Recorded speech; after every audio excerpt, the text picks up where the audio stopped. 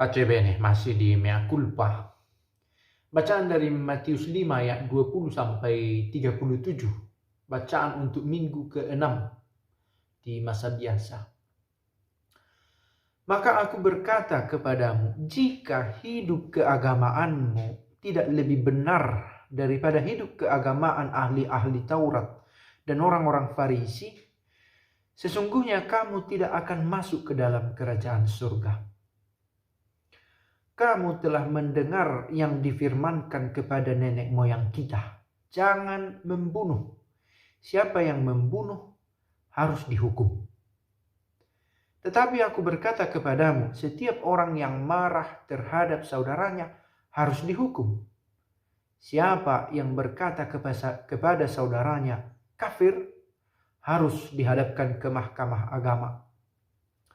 Dan siapa yang berkata jahil harus diserahkan ke dalam neraka yang menyala-nyala. Kamu telah mendengar firman, jangan berzina. Tetapi aku berkata kepadamu, setiap orang yang memandang perempuan serta menginginkannya sudah berzina dengan dia di dalam hatinya. Kamu telah mendengar pula yang difirmankan kepada nenek moyang kita, jangan bersumpah palsu, melainkan peganglah sumpahmu di depan Tuhan. Tetapi aku berkata kepadamu, jangan sekali-kali bersumpah, baik demi langit, karena langit adalah tahta Allah. Jika ya, hendaklah kamu katakan ya. Jika tidak, hendaklah kamu katakan tidak. Apa yang lebih daripada itu berasal dari si jahat. Apa yang mau kita ambil dari bacaan ini? Kalau jujur kita berhadapan dengan bacaan ini, rasanya sulit juga, tanpa bermaksud pesimis ya. Setiap orang yang marah terhadap saudaranya harus dihukum. Pertanyaan, siapa di antara kita tak pernah marah?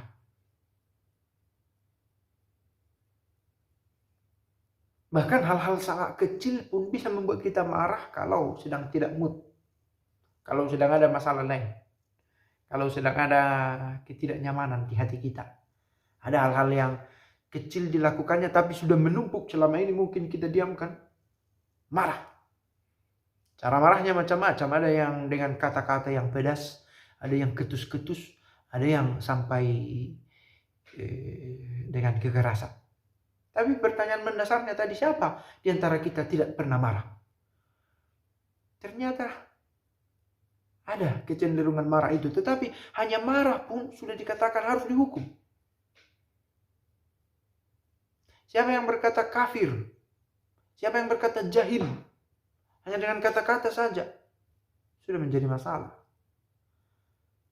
Oke, kita lihat ini. Jangan berzina. Oke. Banyak orang yang tetap setia pada perkawinannya. Tetapi aku berkata kepadamu, setiap orang yang memandang perempuan serta menginginkannya sudah berzina dengan dia di dalam hatinya. Setiap orang yang memandang perempuan berarti laki-laki ini.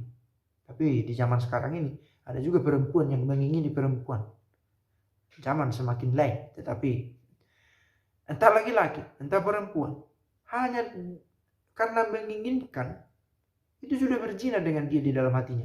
Siapa yang tidak pernah lagi memandang orang lain dengan maksud untuk ingin dekat dengannya, ingin melakukan sesuatu yang lebih dari sekedar melihat. You know what I mean. Siapa yang tidak pernah begitu? Sebuah kecenderungan yang umum, tetapi dikatakan sebuah masalah. Jangan bersumpah palsu, kata dulu-dulu. Yesus berkata, jangan sekali-kali bersumpah. Mungkin ada juga di antara kita yang dengan gampang bersumpah. Tapi hanya bersumpah saja pun itu bisa menjadi persoalan. Nah, apa yang mau kita katakan dengan ini? Yesus membawa sebuah kebaruan.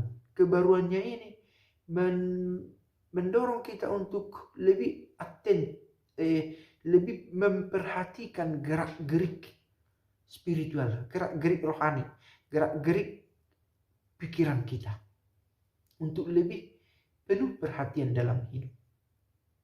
Sekalipun kita tahu bahwa marah itu sangat umum terjadi, meskipun itu salah, bahwa memikirkan tentang yang jelek atau yang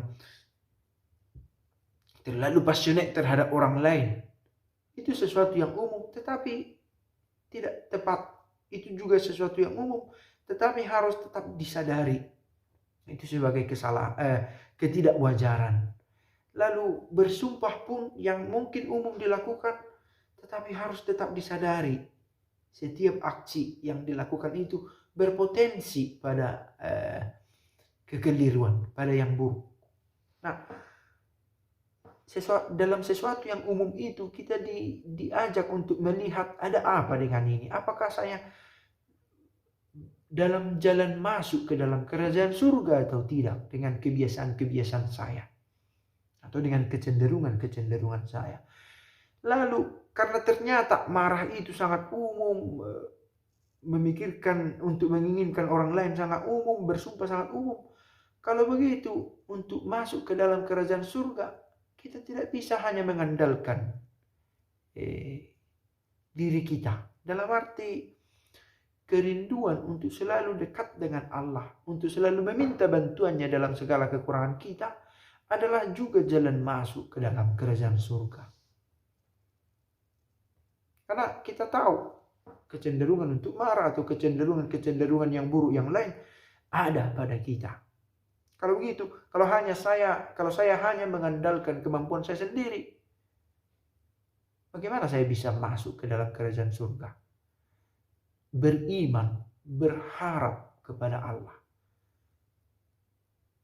adalah bekal untuk masuk ke dalam kerajaan surga. Seraya tetap dengan pure attenti, dengan penuh perhatian pada kecenderungan-kecenderungan itu. Mengakui kelemahan bukan berarti menjadi permisif, membiarkan kelemahan itu menjadi bagian dari diri yang tak bisa dilepaskan. Sekali lagi, tetap dengan kesadaran ini sebuah kelemahan, dan mengikut Yesus merupakan sebuah ajakan untuk menyadari setiap kelemahan itu dan sebisa mungkin dengan bantuannya membenahi diri hari demi hari. Semoga. Pace e bene.